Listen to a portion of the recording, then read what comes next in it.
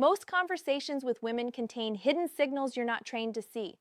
She's already told you everything. You just weren't listening closely enough. And the ones who want you most are the hardest to read. You've been trained wrong. Somewhere between childhood and adulthood, you were taught that honesty is verbal. That if a woman wants you, she'll say it. That clarity comes through language, but desire doesn't work that way. Lust operates in a different dimension entirely. It lives beneath the surface of conversation, hidden in pauses, embedded in body language, coded into the way she holds her breath before speaking. This matters because most men spend their entire lives having conversations with women and missing the entire subtext. They hear words. They respond to questions. They think communication is happening, but the real message is flying past them. While you're focused on what she's saying, she's speaking in a language you were never taught to decode. And when you miss these signals, you're not just missing an opportunity. You're missing the truth about how attraction actually communicates itself between two people. The masculine mistake is believing that directness is the only form of honesty, that anything unsaid doesn't count, that if she doesn't explicitly state her desire, it doesn't exist. But women don't experience attraction the same way you do. For men, desire is immediate, binary, yes or no. You see her, you feel it, you know? For women, desire builds in layers. It reveals itself slowly. It tests the environment before it shows itself fully because female desire has always carried risk. Social risk, physical risk, emotional risk. So it learned to speak in code. And if you can't read that code, you'll walk past women who want you. You'll misread interest as politeness. You'll friend zone yourself while she's waiting for you to see what's already there. This isn't about manipulation. It's not about games. It's about understanding how female desire actually works in the real world, not in the fantasy of perfectly direct communication. The man who understands these signals doesn't have to guess. He doesn't have to wonder. He sees the patterns. He reads the room. He knows when a woman is opening the door. Even when her words say nothing at all. Behavioral psychology has studied this for decades. Dr. Monica Moore at Webster University documented over 52 nonverbal courtship signals that women use to express interest. 52. And the average man consciously recognizes maybe 3. The rest go unnoticed. Why? Because you're listening to the wrong channel. You're tuned into words while she's broadcasting on frequency most men don't even know exists. Neuroscience tells us something critical about female desire. The limbic system, the emotional center of the brain, processes attraction before the prefrontal cortex. The logical part even gets involved, which means her body knows she's attracted to you before her conscious mind admits it, and her body will tell you in micro expressions, in shifts of posture, in the timing of her words, and the weight of her silences. Anthropologist Helen Fisher spent years studying romantic love across cultures. Her research revealed something most men never consider. Women in every society, across every historical period, have used covert signaling to express sexual interest. Not because they're dishonest, but because overt signaling carried consequences that men simply never faced. So, female desire evolved to communicate indirectly through context, through subtext, through behaviors that fly under the radar of social judgment, but land directly in the awareness of a man who knows how to listen. And here's what matters most. These signals aren't random. They're not chaotic. They follow patterns. Biological patterns, psychological patterns, patterns that once you see them become impossible to unsee. Picture this. You're sitting across from her, coffee shop, low light. The noise of other conversations creating a buffer around yours. She's talking about something ordinary, work, a friend, a story that doesn't really matter. But watch her hands. Watch how she touches her neck when she laughs at something you said. Watch how she leans forward just slightly when you speak. Watch how her breathing changes when the conversation shifts from small talk to something more personal. None of this is in the words. All of it is in the room. And if you're only listening to her words, gistro, you're missing the entire conversation happening beneath them. What follows are 5 signals, 5 patterns, 5 ways women slip their desire into conversations without ever saying it directly. These aren't tricks. They're not tactics. They're the language of female attraction operating exactly as it was designed to.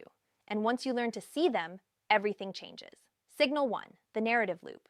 She keeps bringing you back into her stories. Listen closely when a woman is telling you about her life, her day, her experiences. Notice how often your name appears. Notice how often she references something you said 3 conversations ago. Notice how she builds callbacks. Remember when you told me about that book? You'd probably find this funny because you said, I thought about what you mentioned last week. This is narrative threading. She's weaving you into the fabric of her internal world, creating continuity between her life and your presence in it. Most men hear this as casual conversation, friendly banter, but it's not casual at all. It's intentional integration. She's building a shared story between the two of you, testing whether you notice, testing whether you care. When a woman does this, she's not just being polite. She's creating a relational loop that keeps pulling you back into her mental space. Why? Because desire needs continuity. It needs a narrative. It needs the feeling that this isn't random, that there's something building. The woman who keeps looping you back into her stories is telling you something. She's thinking about you when you're not there. She's replaying your words. She's creating context for something she wants to happen between you, and she's giving you the map. If you ignore the callbacks, if you don't build on them, if you let the threads she's offering fall flat, she'll stop weaving. Not out of anger, just out of self-P protection. But if you pick up the thread, if you reference something she mentioned 2 weeks ago, if you close the loop she opened, you're speaking her language now. Signal 2, the invitation disguised as a question. She asks you something that isn't really a question. Do you ever feel like everyone around you is just pretending?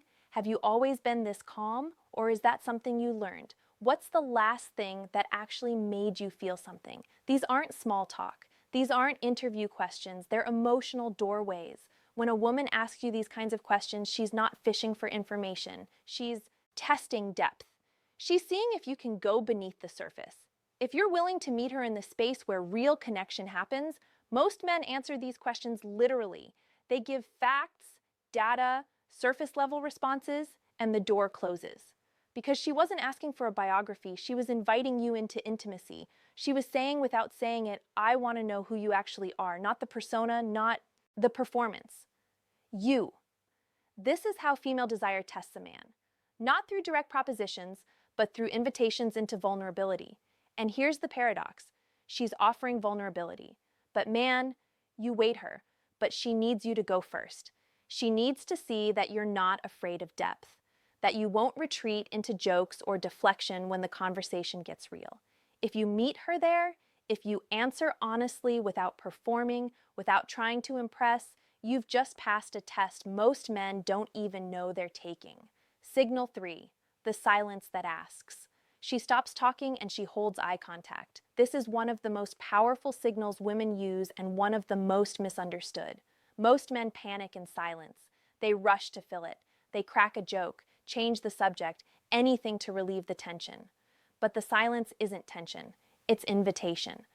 When a woman goes quiet in the middle of a conversation and holds your gaze, she's doing something very specific. She's creating space. She's seeing if you can hold it with her, if you can exist in that discomfort without needing to escape. This is a deeply intimate act because silence strips away the protective layer of words. It forces presence. It forces you to actually be there with her in the rawness of the moment. And what she's asking without asking is simple. Can you handle me when I'm not performing?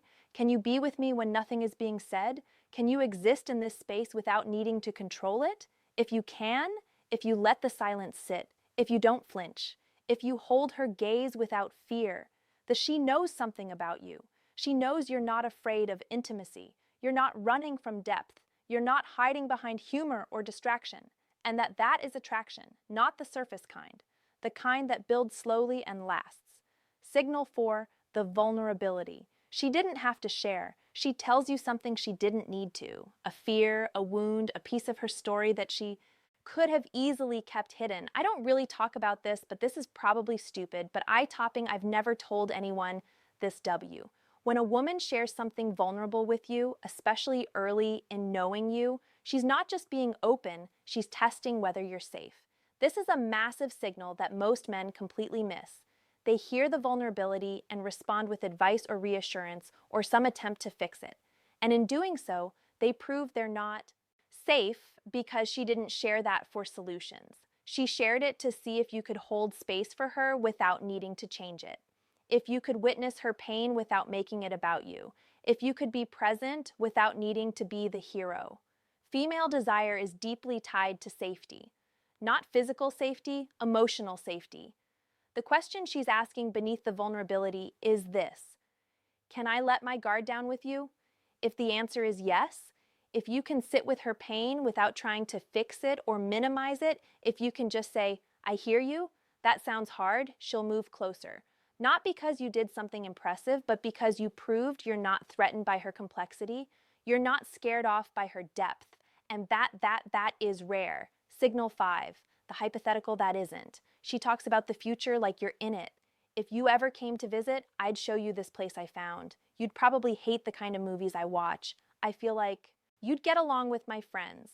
Number 2, listen to the language. She's not saying if we hung out, she's saying when she's building a future scenario where you're already part of her world. This is projection, and projection is always emotional. When a woman starts placing you in her hypothetical future, even in small ways, she's trying the idea on. She's seeing how it feels. She's imagining you in her life beyond this conversation, beyond this moment, and she's telling you, she's giving you a preview, a glimpse of what she's already imagining. Most men brush past this. They hear it as idle talk, friendly speculation. But it's not. It's a soft invitation, a low-risk way of saying, I'm thinking about you in my life. Are you thinking about me and yours? If you engage with it, if you play along, if you build on her hypothetical, if you add your own piece to the future she's sketching, you're co-creating something. And co-creation is intimacy. Here's what no one tells you. Women don't hide their desire because they're playing games. They hide it because they've learned that being too direct carries consequences. Judgment, rejection, the social cost of being seen as too forward, too sexual, too wanting. So they learned a different language, a language of implication, of subtext, of signals that only the aware will catch. And the man who learns this language, he's not manipulating, he's not tricking anyone. He's simply seeing what's already there. He's reading the room the way she needs it to be read. Because here's the final truth. When you miss these signals, you're not just missing an opportunity with her. You're missing an opportunity to step into a deeper version of yourself, a version that doesn't need everything spelled out, a version that trusts his instincts, a version that can hold complexity and read between the lines and exist in the tension between what's said and what's meant. That version of you, that's the version she's actually attracted to, not the guy who needs a manual, not the guy who's waiting for explicit permission at every turn, the guy who can sense the shift in the room, who can feel when something is building, who can recognize desire even when it's dressed up as casual conversation.